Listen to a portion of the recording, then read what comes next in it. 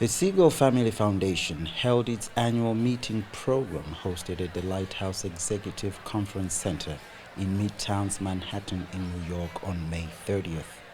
Former President Bill Clinton was the keynote speaker, and Sahara TV was there to cover the event. I feel proud to stand up here and welcome the former President of the United States to you, Bill Clinton.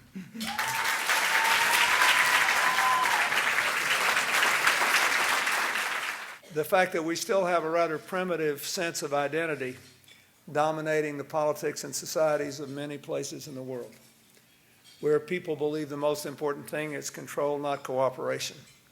So this identity crisis we have is at the root of all this. How do we see ourselves?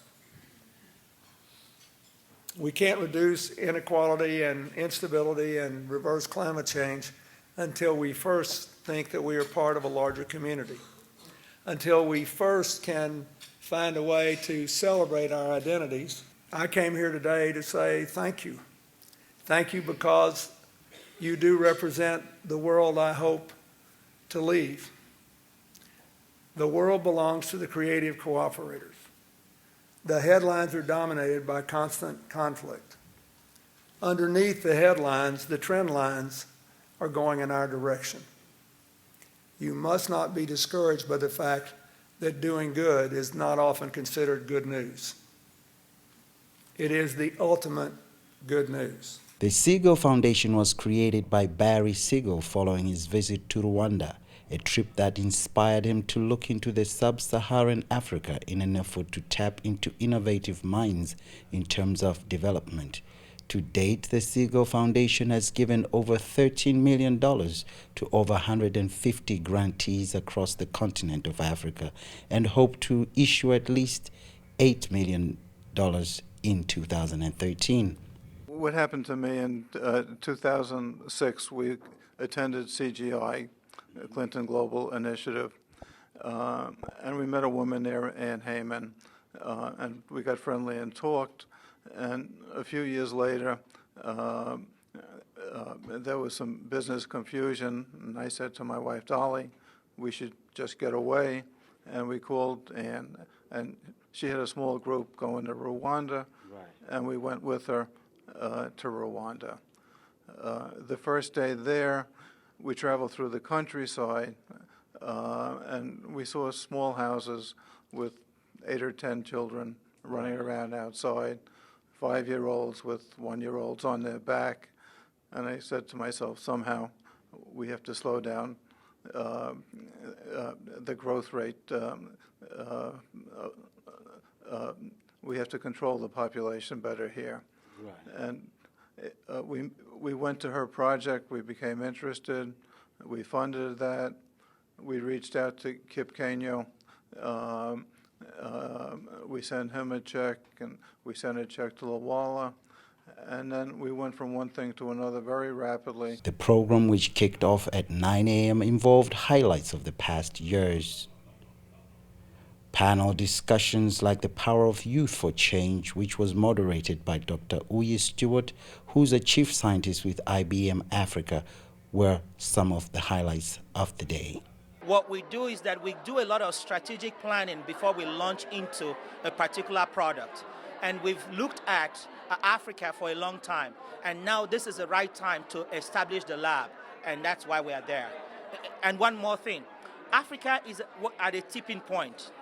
If we handle things well by leveraging the impact of science and technology, we believe that the potential in Africa will skyrocket and take off. But if we don't manage this potential well by leveraging science and technology, it may set us back. The dignitaries representing their countries that included but not limited to Rwanda, Nigeria, Tanzania, Burundi, South Africa, Malawi, Zimbabwe, Kenya, just to name but a few. Former Miss Universe and the first Black African to take the title in 1999 was also there. Sahara TV reached out to her. When I won Miss Universe, I launched my own development fund called the Mpula Foundation in Botswana to address the HIV/AIDS crisis in Botswana. And we were very fortunate to have former President and Nobel laureate Nelson Mandela come to Botswana to launch the Mpule Foundation. And not only did he come to launch it, but he also brought Ms. Gracia Machel with him, who is a giant in her own right, was a freedom fighter in Mozambique, the former First Lady of Mozambique, of course, the first Minister of Education for Mozambique. So to be able to have those two stalwarts come to Botswana to launch my development fund really gave me a very solid foundation of, I think, what I could do as a young person. And within that period of time as well, the United Nations asked me to serve as the Goodwill Ambassador for Youth and HIV/AIDS in Sub-Saharan Africa. And I think to have that type of leaders like Kofi Annan say, as a young person, we believe that you can make change in Sub-Saharan Africa, it was a huge boost to me as a young person in that it was not just about winning Miss Universe, but that there were leaders that were recognizing that I had other potential.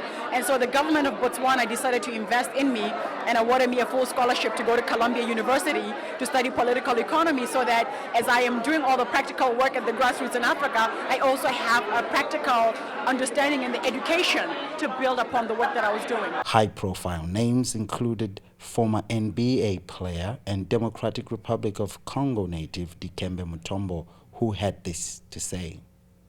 I think what drives me is just for the fact that I've been sick and tired to see people dying on the continent of Africa. I think the continent, you have too much resources, got so many wonderful people. Only thing is missing in our continent is lack of commitment. We have so many governments who are producing very well financially, but they are not committing on saving life. And so many NGOs are coming, trying to make a difference. Some are making a good difference. Some are just not coming there for publicity. So we want to go there and set an example how things can be done on the ground, not just by the African, but any NGO, and to see a good result, to build an institution that can sustain from generation to come. And I'm glad that we did something that not many people have done before. I hear you talking about commitment, and most African governments have not had a very good record in terms of committing to certain projects. We all know that. You tell me, I'm an African born. I go home so many times and I see so many promises that have been made. And I think that what drove me so hard, passionately, to make sure that the promise that I did make to my people that I was going to build a new modern medical facility and a cost of $30-some million, that I was going to stick with it and I was going to make sure that the project finished. I didn't want to be criticized and be looked like the rest of those who come before me and made a promise have not delivered. Jeffrey Wright, a prominent New Yorker who's also an actor, was there too, and he talked about his work with Taya Project in Sierra Leone. The group is Taya. There's Taya Lion Resources, which is a mineral exploration company. We've got some gold properties that we're developing in Sierra Leone, and then the foundation is Taya Peace Foundation.